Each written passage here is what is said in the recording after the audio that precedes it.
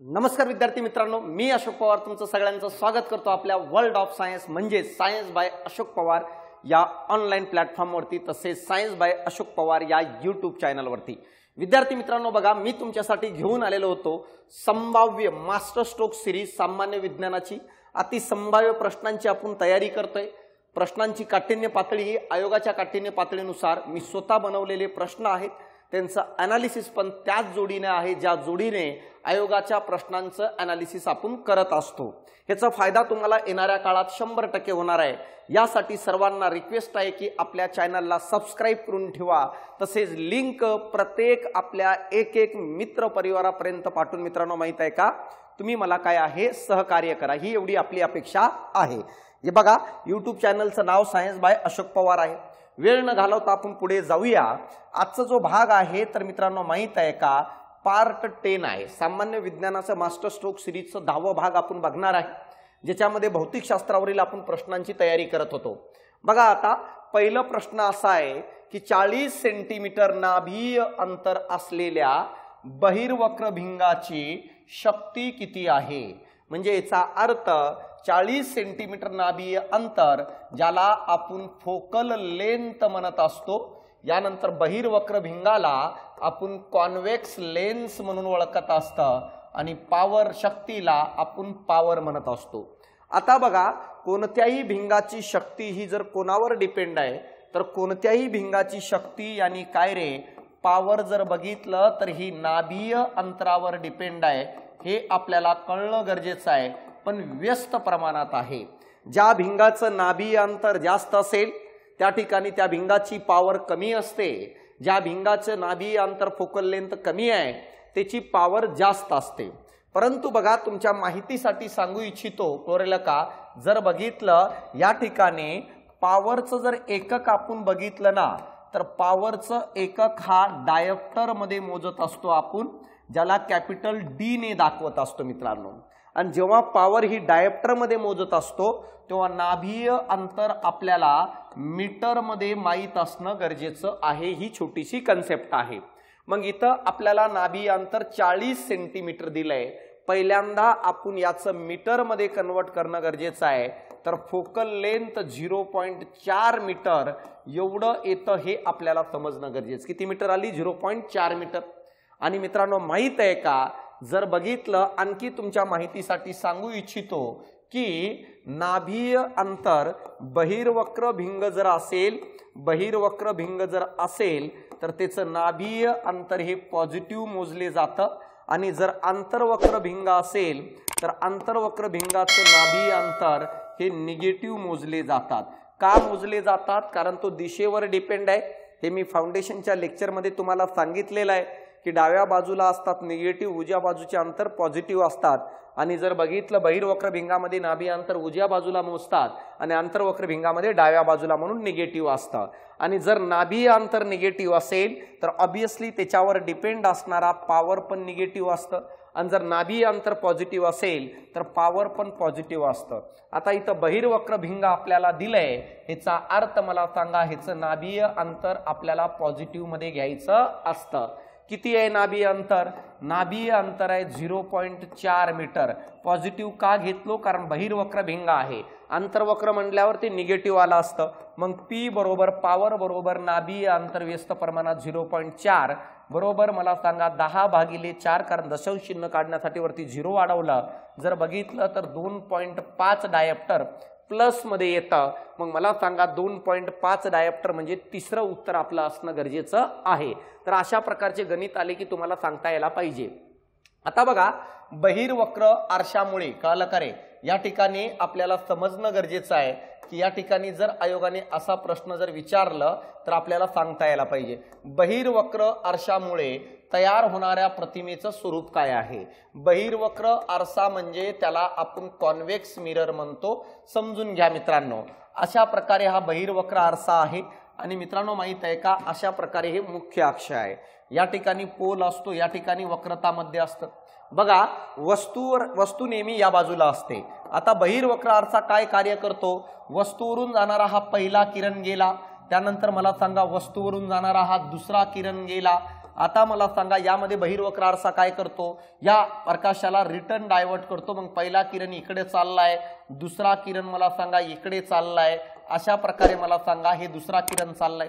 यानंतर समजा वस्तूवरचा हा तिसरा किरण आला तर तो पण इकडे चाललाय आणि चौथा किरण आला तो पण इकडे चाललाय। अशा प्रकारे मला सांगा चारही किरण रिटर्न निघाले।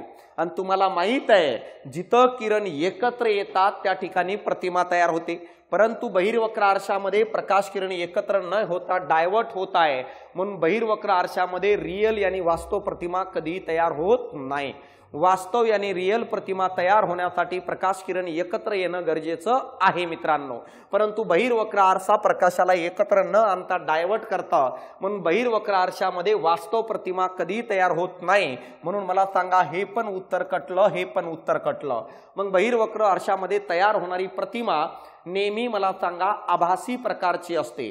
का असते, कारण इकडून पाहणारा एखादा व्यक्ती जो या आरशामध्ये बघू राहिलं याला ओरिजिनली घटना काय वाटायला पाहिजे होतं, वस्तूवरून चार किरण जाऊ राहिले, आरशावर पडल्यानंतर रिटर्न येऊ राहिले। पण जर याला विचारलो भाऊ तुला काय वाटतं, हे म्हणतं की हे चारही किरण, हा पहिला किरण इथून निघालय, दुसरा पण इथून निघालय, तिसरा पण इथून निघालय आणि चौथा पण इथून निघालय। चारही किरण मला सांगा या ठिकाणापासून निघाले, त्याला असं वाटतं म्हणजे त्याला प्रतिमा इथं दिसते। ऍक्च्युली किरण तिकडे गेलेच नाहीये, म्हणून प्रकाश किरण न जाता पण प्रतिमा दिसणे याला आपण आभासी म्हणतो। मग बहिर्वक्र आरशामध्ये मिळणारी प्रतिमा नेहमी आभासी आणि सुलटच असते आणि वस्तूपेक्षा थोडी लहान असते। तर हे पॉइंट समजून घ्या। बहिर्वक्र आरशामध्ये मिळणारी प्रतिमा उजव्या बाजूला नेहमी आभासी, सुलट आणि वस्तूपेक्षा लहानच मिळते, म्हणून साइड ग्लास मध्ये लिहिलेलं असतं। साइड ग्लास हा बहिर्वक्र आरसा असतो, काय लिहिलेलं असतं, जिथं वस्तू दिसते त्याच्यापेक्षा ती जवळ आहे, कारण लहान दिसत असल्यामुळे ती जवळ वाटते। मग मला सांगा बहिर्वक्र आरशामध्ये मिळणारी प्रतिमा आभासी आणि वस्तूपेक्षा लहान, हे सेकंड उत्तर आहे, हे तुम्हाला कळणं गरजेचं आहे। बहिर्वक्र आरशाचं नाभी अंतर उजव्या बाजूला मोजतो, म्हणून तो नाभी अंतर बहिर्वक्र आरशाचं पॉझिटिव्ह मोजत असतो, हे आपल्याला कळणं गरजेचं आहे। भिंगाच्या संदर्भात अयोग्य विधाने निवडा।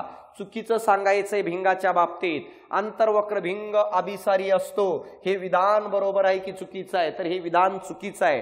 का मित्रांनो माहित आहे का, मग बघा अंतर्वक्र भिंग अशा प्रकारे हे अंतर्वक्र भिंग असतं आणि मला सांगा ह्याच्यामध्ये येणारे प्रकाश किरण, मला सांगा ह्याच्यामध्ये येणारे प्रकाश किरण अशा प्रकारे आले तर मला सांगा हा भिंग काय करत असतो रे, तर आल्यानंतर हा भिंग त्या प्रकाशाला अशा पद्धतीने डायव्हर्ट करत असतं आणि या कारणामुळे मला सांगा अंतर्वक्र भिंगाला अपसारी म्हणतो, अभिसारी म्हणत नाही। आणि हा जो बहिर्वक्र भिंग आहे ना अशा प्रकारे, हा बहिर्वक्र भिंग, या बहिर्वक्र भिंगामध्ये येणारे प्रकाश अशा प्रकारे एकत्र येतात। बहिर्वक्र म्हणजे कॉन्व्हेक्स लेन्स, अशा प्रकारे एकत्र येतात, म्हणून मला सांगा याला अभिसारी म्हणतो, तर अंतर्वक्र भिंगाला आपण अपसारी म्हणतो। अपसारीचा अर्थ आहे डायव्हर्जन्स, तर अभिसारीचा अर्थ आहे कॉन्व्हर्जन्स। मग मला सांगा पहिलं विधान, अंतर्वक्र भिंग यानी कॉन्केव्ह लेन्स हे अपसारी असतो, मला सांगा हे विधान जर बघितलं तर अभिसारी असतो, हे चुकीचं आहे, कारण अभिसारी नसून हा काय आहे, अपसारी आहे, म्हणून पहिलं विधान चुकीचं आहे। आणि हेच विचारले की अयोग्य विधाने निवडा, बहिर्वक्र भिंग अपसारी असतं, हे पण चुकीचंच आहे। का, कारण की बहिर्वक्र भिंग अपसारी नसून अभिसारी असतं।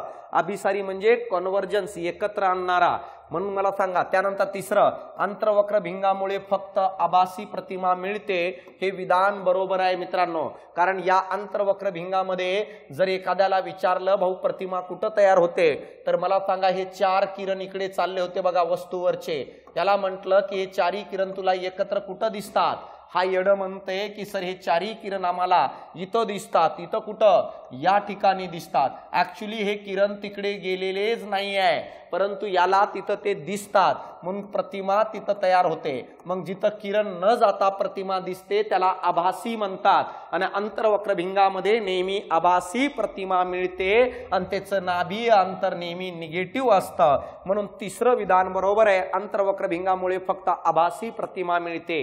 बहिर्वक्र भिंगामुळे फक्त आभासी प्रतिमा मिळते हे चुकीचं आहे। बहिर्वक्र भिंगामध्ये आभासी सोबतच वास्तव पण प्रतिमा मिळते, दोन्ही प्रकारची प्रतिमा मिळते।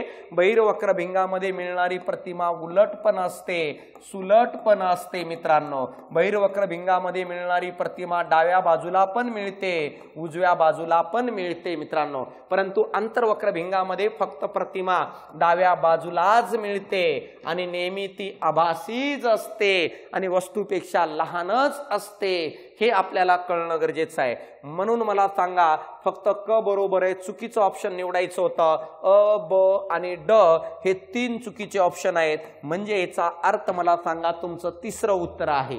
येणाऱ्या काळात तुम्हाला अशा प्रकारचे प्रश्न 100% रिफ्लेक्ट होणार आहे। यानंतर बघा अंतर्वक्र आरशाची मुख्य नाभी आणि वक्रता मध्य दरम्यान ठेवलेल्या वस्तूच्या प्रतिमेचं स्वरूप काय असेल। आता बघा तुम्हाला मी एक पॉइंट सांगतो, समजून घेण्याचा प्रयत्न करा। अशा प्रकारे हा आपला अंतर्वक्र आरसा आहे मित्रांनो। आता बघा या अंतर्वक्र आरशामध्ये हे मुख्य अक्ष आहे, या ठिकाणी असणाऱ्या पॉइंटला ध्रुव म्हणतात, या ठिकाणी असणाऱ्या पॉइंटला वक्रता मध्य म्हणतात आणि दोघांच्या मध्यंतरी असणाऱ्या पॉइंटला नाभी म्हणतात। मग बघा हा पॉइंट आहे वक्रता मध्य, यानंतर हा पॉइंट आहे नाभी आणि फोकस, हा पॉइंट आहे आपलं ध्रुव। तर सर्वात पहिली केस बघ रे, मी काय म्हणतो मित्रा, सर्वात पहिली केस जर वस्तू ही अनंत अंतरावर असेल ना भाऊ, कळलं का रे, वस्तू ही अनंत अंतरावर जर असेल ना, बघा मी काय म्हणतो, वस्तू ही अनंत अंतरावर असेल, कळलं का, तर प्रतिमा कुठे मिळते असं प्रश्न विचारलं जातं। तर बघा वस्तू ही अनंत अंतरावर असेल तर पहिली प्रतिमा नाभीवर मिळते आपल्याला पहिल्या केसमध्ये, ती प्रतिमा वास्तव असते, ती प्रतिमा उलट असते आणि वस्तूपेक्षा लहान असते मित्रांनो। आता जशी जशी वस्तू पुढे येईल प्रतिमा मागे सरकत जाते। दुसऱ्या केसमध्ये वस्तूला पुढे आणलं कुठं, तर वस्तू आली सर अनंत अंतर आणि वक्रता मध्याच्या मध्ये, प्रतिमा मागे सरकते, कुठं आली दुसऱ्या केसमध्ये प्रतिमा वक्रता मध्य आणि नाभीच्या मध्यंतरी, ही पण वास्तवच प्रतिमा असते, उलट असते आणि वस्तूपेक्षा लहानच असते। का, कारण ध्रुवापासून जो जवळ आहे तो आकाराने लहान असतो मित्रांनो। यानंतर तिसऱ्या केसमध्ये वस्तू जर कुठे आली तर वस्तू आली वक्रता मध्यावर, तर प्रतिमा पण मागे सरकली, कुठे आली, प्रतिमा पण मला सांगा वक्रता मध्यावर, वास्तव असतं, उलट असतं आणि आकार हा सारखा असतो। का, कारण ध्रुवापासून दोन्हींचा अंतर सेम असेल तर आकार सारखा असतो। यानंतर मला सांगा वस्तू पुढे गेली चौथ्या केसमध्ये, तर मला सांगा कुठं आलीच वस्तू, वक्रता मध्य आणि नाभीच्या दरम्यान आली आणि जर बघितलं तर प्रतिमा मागे सरकते। चौथी केस कुठं प्रतिमा रे, तर मला सांगा अनंत अंतर आणि वक्रता मध्यच्या मध्ये, आता प्रतिमा वास्तव आहे, उलट असतं आणि आकार मोठा असतो मित्रांनो। आणि पाचव्या केसमध्ये वस्तू आली कुठं, नाभीवर, कळलं का, नाभीवर, प्रतिमा आणखी मागे सरकते। पाचव्या केसमध्ये कुठं असतं प्रतिमा, अनंत अंतरावर असतं, वास्तव असणार आहे, उलट असणार आहे आणि आकार मोठा असतो। बघा आता मी काय म्हणतो, वस्तू नाभी किंवा नाभीच्या पाठीमागे कुठे जरी असेल तर मिळणारी सर्व प्रतिमा डाव्या बाजूला मिळतायत, त्या सर्व प्रतिमा बघा वास्तव उलट, कळलं का रे, व्यवस्थित लक्ष द्या, या सर्व प्रतिमा काय रे, वास्तव उलट, वास्तव आणि काय रे, उलट, वास्तव आणि उलट। म्हणजे याचा अर्थ कळतोय का, वस्तू जर नाभी किंवा नाभीच्या मागे कुठे जरी असेल तर मिळणारी प्रतिमा नेहमी डाव्या बाजूलाच असते आणि ती नेहमी वास्तवच असते, ती नेहमी उलटच असते। कधी, जर वस्तू नाभी किंवा नाभीच्या पाठीमागे असेल। आणि जर मला सांगा वस्तू नाभीच्या पुढे गेली सहाव्या केसमध्ये, मिळणारी प्रतिमा मला सांगा आभासी असते, सुलट असते आणि आकाराने मोठी असते आणि ती उजव्या बाजूला मिळते। तर अशा प्रकारे मग ह्याच्यापैकी ज्या 6 केसेस आहेत ना वस्तूच्या, आयोग तुम्हाला कोणती एक देईल। इथं काय दिले रे, इथे दिले अंतर्वक्र आरशाची मुख्य नाभी आणि वक्रता मध्या दरम्यान ठेवलेल्या वस्तूची प्रतिमा कुठं तयार होईल। मग बघा वक्रता मध्ये इथं आहे, नाभी इथं आहे आणि या ठिकाणी ठेवलेल्या या वस्तूची प्रतिमा कुठे तयार होईल असं त्या ठिकाणी ते म्हटलंय। जर वस्तू मला सांगा इथं असेल तर चौथ्या केसमध्ये प्रतिमा इथं तयार होईल कुठं वक्रता मध्ये आणि अनंत अंतराच्या दरम्यान वास्तव उलट आणि आकार काय असेल रे मोठा असेल मग बघा वास्तव उलट आणि आकार मोठा वास्तव आणि वस्तूपेक्षा मोठं म्हणजे याचा अर्थ मला सांगा पहिलं उत्तर आहे तर याला म्हणतात मेकॅनिझम समजणे याला म्हणतात अभ्यास करणे भाऊ नुसतं पाठांतर किंवा वाचून सांगणे किंवा वाचून आपण बघणे हे याला म्हणत नाही काय असणार आहे आता बघा आरसा आणि भिंग संबंधी योग्य विधाने निवडा ज्या लोकांनी पाठीमागचा 9वा भाग बघितलेला नाही ते बघून घ्या कारण त्या भागाच्या विश्लेषणावर या भागातील पण अनेक विश्लेषण प्रश्न डिपेंड आहे बघा आता अंतर्वक्र आरशाची नाभी अंतर ऋण असते मी तुम्हाला पहिलेच सांगितलं हे विधान बरोबर आहे कारण अंतर्वक्र आरशाचं नाभी अंतर या बाजूला मोजतो रे आपण कोणत्या बाजूला हे अंतर्वक्र आरसा आहे या बाजूला मोजतो आणि डाव्या बाजूचे अंतर निगेटिव्ह असतात पहिलं विधान बरोबर आहे अंतर्वक्र भिंगाचे कालकारे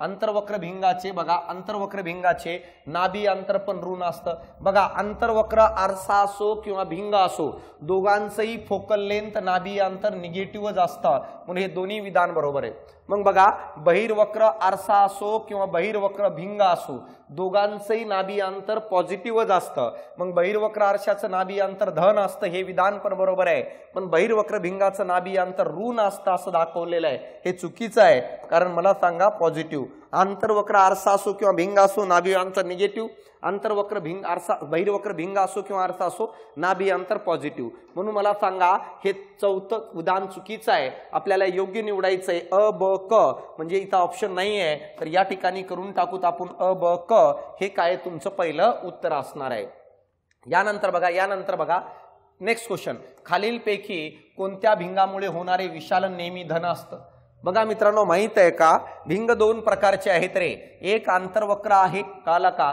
आणि दुसरं बहिर्वक्र आहे मित्रांनो माहित आहे का आंतरवक्र आणि बहिर्वक्र भिंगामध्ये मिळणाऱ्या प्रतिमेच्या बाबतीत जर बघितलं ना बहिर्वक्र भिंगामध्ये मिळणारी प्रतिमा आपल्याला वास्तव किंवा उलट दोन्ही प्रकारची आढळताना वास्तव आणि आभासी दोन्ही प्रकारची आढळताना दिसते दोन्ही प्रकारची प्रतिमा आपल्याला बहिर्वक्र भिंगामध्ये तयार होताना दिसते याच बहिर्वक्र भिंगामध्ये प्रतिमा उलट तसेच मला सांगा सुलट दोन्ही प्रकारच्या तयार होतात याच बहिर्वक्र भिंगामध्ये जर बघितलं मित्रांनो माहित आहे का प्रतिमा डाव्या बाजूला तसेच उजव्या बाजूला दोन्ही बाजूला प्रतिमा तयार होताना दिसतं आणि जो विशालनची गोष्ट म्हणतोय ना आपण विशालन जो आहे ना हा विशालन काढलं जातं प्रतिमेचं उंची भागिले वस्तूची उंची आणि जेव्हा मला सांगा प्रतिमा उलट असते त्याची उंची निगेटिव्ह घेतात आणि प्रतिमा जेव्हा मला सांगा सुलट असते त्याची उंची पॉझिटिव्ह घेतात मग बहिर्वक्र भिंगामध्ये प्रतिमा उलट असेल तर विशालन पण निगेटिव्ह येईल मित्रांनो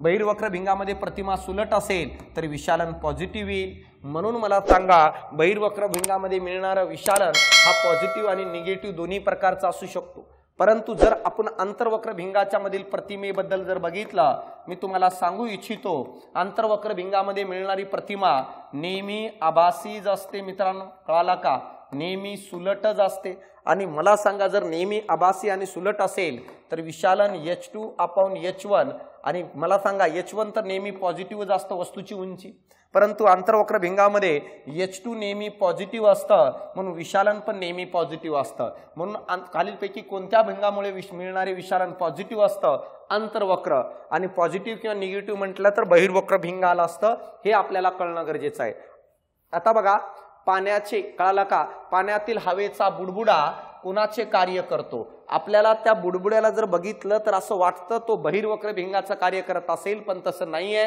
तर तो अंतर्वक्र भिंगाचं कार्य करतं तो कॉन्केव्ह लेन्स कार्य करतं हे आपल्याला समजणं गरजेचं आहे का कारण तो काय करत असतो रे तर मित्रांनो माहित आहे का तो प्रकाशाला डायव्हर्ट करण्याचं काम करतो जो पाण्याच्या पृष्ठभागावर जो बुडबुडे तयार होतात तो म्हणून मला सांगा ह्याचं उत्तर अंतर्वक्र भिंग आहे फॅक्च्युअल डेटा विचारू शकतात लक्षात राहू द्या थोडं प्रमोशनचा भाग आहे करावाच लागतो कारण की मार्केटिंग तशी आहे मित्रांनो कोरेला का किती जरी चांगलं शिकवलं तर जोपर्यंत आपण मुलांपर्यंत पोहोचत नाही तोपर्यंत मित्रांनो माहित आहे का या सगळ्या गोष्टी मुलांना कळत नाही आता तुम्ही म्हणत असाल तर प्रमोशनची काय गरज आहे तर मित्रांनो माहित आहे का एक समजणं गरजेचं आहे की आपण नेमकं काय आहे जसं मी माझं एज्युकेशन जर सांगितलं तर माझं एज्युकेशन डिस्टिंक्शन एमटेक आहे मित्रांनो, कळलं का? 12वीला मला 92% आहेत. माझं बीटेक यानी बीई पण जो आहे काय डिस्टिंक्शन मध्ये आहे आणि एमटेक पण डिस्टिंक्शन मध्ये आहे. तरी पण मी शिकवण्याचा काय मित्रांनो माहिती आहे का, छंद असल्यामुळे पहिलेपासून मी शिकवतो. मी स्वतः 11वी 12वीच्या नीटच्या मुलांना शिकवतो. म्हणून सगळं शिकवत बसत नाही तुम्हाला, कारण मला माहित आहे की तुम्हाला कोणत्या प्रकारचा डिसऑर्डर आहे अभ्यासाचा सायन्सचा आणि त्याच्यासाठी कोणती अँटीबायोटिक द्यायची. सगळ्यासाठी एकच अँटीबायोटिक्स नाही आहे माझ्याकडे, प्रत्येक प्रॉब्लेमसाठी वेगवेगळी अँटीबायोटिक्स आहेत आणि ही अँटीबायोटिक्स मला महाराष्ट्रातील तमाम विद्यार्थ्यांपर्यंत पोहोचायचं आहे ज्यांना सायन्स नावाचा डिसऑर्डर जमलेला आहे. तर माझी रिक्वेस्ट आहे तुम्ही आवर्जून पण एकदा ट्राय करू शकता बॅचेससाठी. बॅच बघा दोन्ही प्रकारचे अवेलेबल आहेत. जे सुरुवातीपासून अभ्यास करणारे विद्यार्थी आहेत त्यांना तुम्ही आवर्जून सजेस्ट करा की पूर्व प्लस मुख्यचं फाउंडेशन घ्या म्हणावं. कायमचं वॅक्सिनेशन आहे भाऊ, कळालं का रे? ही अँटीबायोटिक नाही, डायरेक्ट लस आहे. एकदा घ्या, आयुष्यात विज्ञानचा प्रॉब्लेम येणार नाही. हे डायरेक्ट वॅक्सिनेशन आहे. आणि जे विद्यार्थी काही दिवसापासून करतात ते हे बॅच घेऊ शकतात 999ची. आणि आत्ताच्या एक्झामसाठी ज्या विद्यार्थ्यांना वाटतं की शेवटच्या स्ट्रोकला सायन्स काहीच झालेलं नाहीये किंवा ज्यांना वाटतं झालंय पण कॉन्फिडन्स येत नाहीये, त्यांनी काय करा, 1 डे रिव्हिजन बॅच जॉईन करा. 249 काय रे फीस आहे त्याची. ऍप्लिकेशन प्ले स्टोर गुगल स्टेलवर टाका, सायन्स बाय अशोक पवार हा लोगो दिसेल. तो ऍप्लिकेशन डाउनलोड करा किंवा खाली लिंक दिलेली आहे तिथून पण डाउनलोड करा. आपल्या मित्र परिवारापर्यंत यूट्यूबची लिंक पाठवा, लेक्चर पाठवा. बॅच घ्यायला नाही सांगितलं तरी चालतं, लेक्चर पाठवा, त्याला कळून जाईल फायदा होणार आहे की नाही होणार आहे. तर चला मित्रांनो, माहित आहे का, वेळ न घालवता पुढचा प्रश्न. आरसा आणि भिंग यांच्या, कळालं का रे, उपयोगासंबंधी योग्य जोड्या लावा. या बाजूने आरसा आणि भिंग दिलेत, या ठिकाणी त्यांचा वापर कुठं होतो ते दिलेलं आहे. सर्वात पहिलं अंतर्वक्र आरसा. आता अंतर्वक्र आरसा काय कार्य करतो ते कळायला पाहिजे, त्याच्यानंतर समजतं त्याचा वापर कुठं होणार. नाहीतर कार्यच माहित नाहीये आणि वापर कुठं होतोय पाठ करून गेलं उलट लिहून येतोच भाऊ. अंतर्वक्र आरसा प्रकाशाला एकत्र करतं. ज्या ठिकाणी तुम्हाला बारकाईने बघायचं आहे, जिथं जास्त प्रकाश लागणार आहे तिथं अंतर्वक्र आरशाचा वापर केला जातो. मग मला सांगा कुठं लागणार आहे रे? तर मित्रांनो माहित आहे का, जर बघितलं तर या ठिकाणी तुम्हाला कळेल, दात तपासण्यासाठी त्या ठिकाणी लाईट चांगली लागायला पाहिजे म्हणून अंतर्वक्र आरसा अच तिसरा आहे. अच तिसरं एका ठिकाणी आहे मित्रांनो, माहित आहे का? अशा प्रकारे तर हे तुम्हाला समजणं गरजेचं आहे. अच तिसरं एकाच ठिकाणी आहे. अंतर्वक्र भिंग, अंतर्वक्र भिंग प्रकाशाला काय करतं रे? डायव्हर्ट करतं. मग मला सांगा, प्रकाशीय उपकरणे जसं ट्यूबलाईट आहे आपली, कळालं का? ट्यूबलाईट मध्ये अंतर्वक्र भिंग का? कारण अंतर्वक्र भिंग प्रकाशाला डायव्हर्ट करतं. म्हणून बचं दुसरं मला सांगा इथं आलेलं आहे. मला सांगा बहिर्वक्र आरसा, कळालं का रे? पाठीमागील गाडी पाहण्यासाठी म्हणजे कच चौथं हे आहे. आणि बहिर्वक्र भिंग सूक्ष्मदर्शी आणि मायक्रोस्कोप मध्ये वापरतात म्हणून उत्तर चौथं आहे. या प्रकारचे ऍप्लिकेशन विचारतात. भिंगाच्या संबंधी बरोबर विधाने निवडा रे. भिंगाबद्दल, बहिर्वक्र भिंगाची शक्ती धन असते हे विधान बरोबर आहे का? कारण मला सांगा, जेव्हा बहिर्वक्र भिंग असतो ना, त्याचं नाभीय अंतर मला सांगा पॉझिटिव्ह असतं. का पॉझिटिव्ह असतं? कारण उजव्या बाजूला मोजतो आणि नाभीय अंतरावर शक्ती डिपेंड असतं. मग नाभीय अंतर पॉझिटिव्ह तर पॉवर पण पॉझिटिव्ह, म्हणून मला सांगा बहिर्वक्र भिंगाची शक्ती पॉझिटिव्ह असते. यानंतर अंतर्वक्र भिंगाची शक्ती निगेटिव्ह असते, हे पण बरोबर आहे का? कारण अंतर्वक्र भिंगाचं नाभीय अंतर फोकल लेंथ हा निगेटिव्ह असतं. का असतो? कारण डाव्या बाजूला मोजतात आणि डाव्या बाजूचे अंतर निगेटिव्ह असतात. म्हणून मला सांगा ह्याच्यावर पॉवर डिपेंड आहे म्हणून पॉवर पण निगेटिव्ह आहे. म्हणून दोन्ही बरोबर आहेत. म्हणून मला सांगा उत्तर काय रे? तिसरं येईल. तर हे कन्सेप्टच्या आधारे समजून घेण्याचा प्रयत्न करा. डोळ्याच्या निकट दृष्टीता दोषाच्या संदर्भात बिनचूक विधाने निवडा. निकट म्हणजे काय रे? मायोपिया. मायोपिया काय असणार आहे रे? मी सांगितलंय बघा, पाठीमागच्या 9व्या नंबरचा जो लेक्चर आहे आपला पार्ट 9, त्याच्यामध्ये मी सांगितलं निकट दृष्टितामध्ये काय रे? जवळचं दिसतं परंतु दूरचं दिसत नाही. म्हणजे याचा अर्थ जवळचं दिसतं परंतु दूरचं दिसत नाही. हे जो डिसऑर्डर आहे याला निकट दृष्टिता म्हणतात. निकट दृष्टितामध्ये जे भिंगाला पकडून ठेवलेले सिलियरी मसल्स असतात ना, ते रिलॅक्स झालेले असतात. या कारणामुळे आपला भिंग असा फुगीर झालेला असतो. त्या कारणामुळे त्याची पॉवर वाढते. त्या कारणामुळे त्याचं नाभी अंतर कमी होतं। या कारणामुळे दुरून येणारे प्रकाश दृष्टीपटलाच्या अलीकडेच एकत्र येतात आणि हा दोष मला सांगा दूर करता येतं तो म्हणजे कोणता भिंग वापरून रे? तर मित्रांनो माहित आहे का, हा दोष दूर करता येतो आंतरवक्र भिंग वापरून। आणि आंतरवक्र भिंग म्हणजे काय रे? निगेटिव्ह पॉवरचा चष्मा, निगेटिव्ह पॉवरचा चष्मा। मग बघा या दोषामध्ये व्यक्ती जवळच्या वस्तू पाहू शकतो परंतु दूरच्या वस्तू पाहू शकत नाही, हे विधान बरोबर आहे, मी तेच सांगितलं।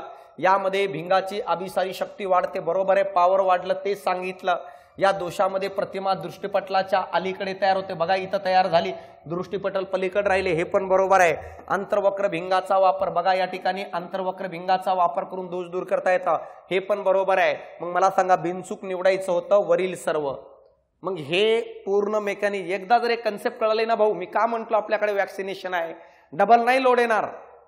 पार्ट जेव्हा मी शिकवत असतो नाही मानवी डोळा वगैरे एकदाच शिकायचं असतं, पण एवढं की जसं कॅन्सर सारखं शिकायचं नाही, डबल डबल प्रॉब्लेम येणारा, एकदाच सर्जरी करून टाकायची। बघा अंतर्वक्र आरशाचे सूत्र काय आहे, तर अंतर्वक्र आरशाचं सूत्र जर बघितलं तर पहिलं आहे मित्रांनो, याच ठिकाणी जर तुम्हाला बहिर्वक्र भिंगाचं सूत्र जर विचारलं असतं ना, काय करायचं, फक्त जिथं पॉझिटिव्ह आहे तिथं निगेटिव्ह करून टाकायचं। काय असेल बहिर्वक्र भिंगाचं? 1/f = 1/v - 1/u, हे झालं।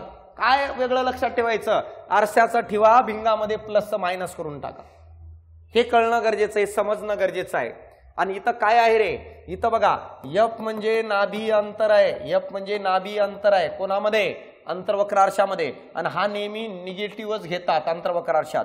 यानंतर बघा u म्हणजे वस्तूचं अंतर आहे आणि वस्तूचं अंतर पण नेहमी निगेटिव्हच घेतात, आणि v म्हणजे प्रतिमेचं अंतर आहे, त्याचं निगेटिव्ह की पॉझिटिव्ह हे सांगता येत नाही मित्रांनो, कोणत्या बाजूला तयार होते त्याच्यावर डिपेंड आहे। इथं पण मला सांगा f म्हणजे नाभी अंतर आहे कोणामध्ये रे? बहिर्वक्र भिंगामध्ये, तो पॉझिटिव्ह घेतात। v म्हणजे प्रतिमेचं अंतर आहे, सांगता येत नाही। u बघितलं तर निगेटिव्हच घेतात वस्तूचं अंतर, आरसा असो किंवा भिंगा असो, हे थोडं कन्सेप्च्युअल बघून घ्या। दूरदृष्टिता आता सांगितलं, हायपरमेट्रोपिया म्हणतात त्याला, हायपरमेट्रोपिया म्हणून ओळखलं जातं। काय होतं याच्यामध्ये? हायपरमेट्रोपिया, दूरदृष्टितामध्ये काय असतं बघा, दूरचं दिसतं परंतु जवळचं दिसत नाही, म्हणजे शेजारचे सगळे दिसू राहिले, घरातलेच दिसना, अंधुक दिसतायत। यामध्ये काय होतं, जे आपले सिलियरी मसल्स असतात ना भाऊ, हे जे सिलियरी मसल्स आहेत समायोजी स्नायू ज्यांना भिंगाला पकडून ठेवले, ते काय होतात रे, ते जास्त अंकुंचन पावतात, जास्त कॉन्ट्रॅक्ट होतात। या कारणामुळं आपला भिंग असा चपटा बनतो। भिंग काय बनलं रे या डिसऑर्डर मध्ये? चपटा। ह्याची पॉवर काय होते? पॉवर अभिसारी शक्ती म्हणतात त्याला, कमी होते। नाभी अंतर काय होते? वाढते। हा दोष दूर करायचा असेल तर बहिर्वक्र भिंगाचा वापर केला जातो। कोणता भिंग? बहिर्वक्र भिंग, आणि ह्याची पॉवर काय? पॉझिटिव्ह असते। मग बघा यामध्ये व्यक्ती दूरच्या वस्तू पाहू शकतो परंतु जवळचं पाहू शकत नाही, विधान बरोबर आहे। यामध्ये भिंगाची अभिसारण शक्ती कमी होते, हे पण बरोबर आहे, कमी झाली पॉवर। प्रतिमा दृष्टीपटलाच्या पाठीमागे तयार होते, का? कारण दुरून येणारे जवळून येणारे प्रकार डायव्हर्जन मध्ये येतात आणि दूर जाऊन एकत्र येतात, हे पण बरोबर आहे। बहिर्वक्र भिंगाचा उपयोग करून हा दोष दूर करता येतो, हे पण बरोबर आहे, म्हणून उत्तर वरील सर्व आहे। या पॅटर्न नुसार समजण्याचा प्रयत्न करा। बहिर्वक्र भिंगाच्या संदर्भात योग्य विधाने निवडा रे, बरोबर। काय बघा, जर अपाती किरण मुख्य अक्षाला समांतर येत असेल तर अपवर्तनानंतर कशातून जातो? अपाती किरण बघा या ठिकाणी सांगतो आता मी तुम्हाला काय असेल, हे तिन्ही विधान कळून जाईल। हा आपला बहिर्वक्र भिंग आहे, हा आपला बहिर्वक्र भिंग आहे। या ठिकाणी मला सांगा हा प्रकाशीय मध्य आहे, मुख्य अक्ष आहे। या ठिकाणी हे नाभी असतं F2, या ठिकाणी एक नाभी आहे F1। आता मला सांगा वस्तू या बाजूला आहे, वस्तू या बाजूला आहे। आता या वस्तूवरील येणारे किरण बघा, जर वस्तूवरून येणारा किरण मुख्य अक्षाला समांतर गेला ना भाऊ, तर अपवर्तनानंतर नाभीतूनच जातो, हा पहिला नियम आहे। काला का कसाला? तर समांतर गेला। जर अपाती येणारा किरण मला सांगा नाभीतून येत असेल ना, तर अपवर्तित किरण मुख्य अक्षाला समांतर जातो। म्हणजे काय रे, बहिर्वक्र भिंगामध्ये जो सरळ येतोय त्याला आडवं करून पाठवा, आणि जो आडव्यातून येतोय त्याला सरळ करून पाठवा। म्हणतात ना, जो आडव्यातून येलं त्याला सरळ करून पाठवू. आणि तिसरं, जो सरळ सरळ येतं काहीच प्रॉब्लेम नाहीये, त्याला सरळ पलीकडे जाऊ द्या, काहीच दुःख नाही. प्रकाश्य मध्यातून येत असेल तर सरळ निघून जातं आणि जिथं ते एकत्र येतात खरी प्रतिमा त्या ठिकाणी तयार होते. तर हे 3 नियम आहेत. समांतर आलं तर नाभीतून जाईल, नाभीतून आलं तर समांतर जाईल, प्रकाश्य मध्यातून आलं तर सरळ निघून जाईल. मग बघा या ठिकाणी मी तुम्हाला काय सांगतो, हे तेज विधान आहेत. जर आपाती किरण मुख्य अक्षाला समांतर येत असेल, अपवर्तनानंतर नाभीतून जातो, विधान बरोबर आहे. जर येणारा आपाती किरण नाभीतून येत असेल तर अपवर्तनानंतर समांतर जातो, हे पण बरोबर आहे. कळलं का? वाकड्यातून आलं सरळ करून पाठवलं. आणि जर आपाती किरण प्रकाशीय मध्यातून जात असेल, विचलन न करता सरळ निघून गेलं, हे पण मित्रांनो माहित आहे का? विधान काय रे? बरोबर आहे. सरळ आला सरळ गेला बिचारा, पण जो वाकड्यातून आला त्याला सरळ करून पाठवलं, जो समांतर आला त्याला वाकडं करून पाठवलं. माणसाची प्रवृत्ती आहे. बघा आता या ठिकाणी निरोगी मानवी डोळ्यासाठी स्पष्टदर्शीचे लघुत्तम अंतर किती आहे? तर उत्तर आहे 25 सेंटीमीटर. 25 सेंटीमीटर पेक्षा जवळच्या वस्तू स्पष्ट पाहू शकत नाही का? कारण 25 सेंटीमीटरचं वस्तू पाहण्यासाठी जो भिंग आहे आपल्या डोळ्याचं, त्याचं नाभीय अंतर किती असायला पाहिजे? 2.27 सेंटीमीटर. आणि ह्याच्यापेक्षा कमी नाभीय अंतर मानवी डोळ्याचा तयार होत नाही. जर आता 20 सेंटीमीटरवरची वस्तू पाहायची असेल तर नाभी अंतर ह्याच्यापेक्षा कमी करावं लागेल आणि मानवी डोळा ह्याच्यापेक्षा कमी नाभी अंतर करू शकत नाही. म्हणून 20 सेंटीमीटरची वस्तू आपल्याला स्पष्ट दिसत नाही. सर दूरची पाहण्यासाठी नाभीय अंतर मित्रांनो 2.5 सेंटीमीटर करावं लागतं. सर दूर कुठपर्यंत बघू शकतो? जसं जवळ 25 सेंटीमीटर, तर दूर कुठेही बघू शकतो, तो इन्फानाइट पर्यंत, त्याला लिमिट नाहीये. अरे तारे बघू राहिलास, चंद्र बघू राहिलास, म्हणून तर तो कॉन्फिडन्स होतो, तोडून आणू शकतो, कारण मी पाहतोय म्हणजे जवळ आहे. पण मित्रांनो इन्फिनाइट अंतरावर आहे म्हणून ते आपण पाहू शकतो. बघा शेवटचा प्रश्न काय आहे? 2 सेंटीमीटर उंचीची एक वस्तू एका बहिर्वक्र भिंगासमोर 60 सेंटीमीटर अंतरावर ठेवली आहे. तिची वास्तव प्रतिमा भिंगापासून 60 सेंटीमीटर अंतरावर तयार होते. तर भिंगाचं नाभीय अंतर व भिंगाची पावर काढायची आहे. गिवन डेटा लिहून घे बाळा. काय आहे? तर मला सांगा, वस्तूची उंची H1 2 सेंटीमीटर आहे. यानंतर बहिर्वक्र भिंगासमोर किती सेंटीमीटर अंतरावर? वस्तूचे अंतर -30 सेंटीमीटर आहे. बहिर्वक्र भिंगासमोर 30 सेंटीमीटर अंतरावर ठेवली. आता बघा तिची वास्तव प्रतिमा भिंगापासून 60 सेंटीमीटर अंतरावर तयार होते. यानी आपल्याला प्रतिमेचं अंतर 60 सेंटीमीटर दिलेलं आहे आणि तो उजव्या बाजूला तयार होते वास्तव, म्हणून ते प्लस अंतर घेतलं. आपल्याला विचारले नाभी अंतर. जोपर्यंत हे गिवन डेटा पॉझिटिव्ह निगेटिव्ह कळणार नाही ना मित्रांनो, तोपर्यंत अपेक्षा नको करू की तुम्हाला उत्तर राईट येऊन जाईल. म्हणून मी म्हणतोय की काय आहे, व्यवस्थित बघा. नाभी अंतर काढायचे आपल्याला. फॉर्म्युला काय आहे? फॉर्म्युला बघा काय आहे ते मी तुम्हाला सांगतो. 1/f = 1/v - 1/u. 1/f = 1/v किती आहे रे? तर मला सांगा 60 सेंटीमीटर आहे.